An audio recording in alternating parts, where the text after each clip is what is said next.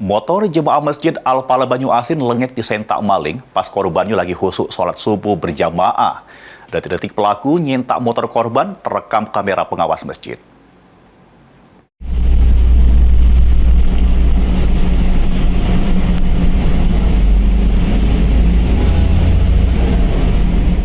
Inilah dia rekaman kamera pengawasnya. Terselip pelaku berjalan kaki masuk ke pekarangan Masjid Al-Falah Banyu Asin pada subuh hari.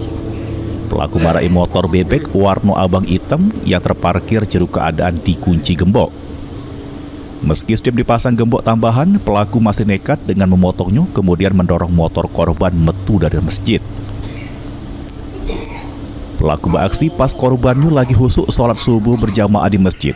Pas korban nak balik terkejut, motornya sudah tidak ada lagi. Memang benar itu hilangnya subuh. Jadi memang sering sekali nih di masjid, terutama di Kabupaten Banyu Asin ini, lah banyak dah kehilangan. Masjid-masjid yang lain juga kebenaran di Masjid Al-Falah ini ada CCTV-nya.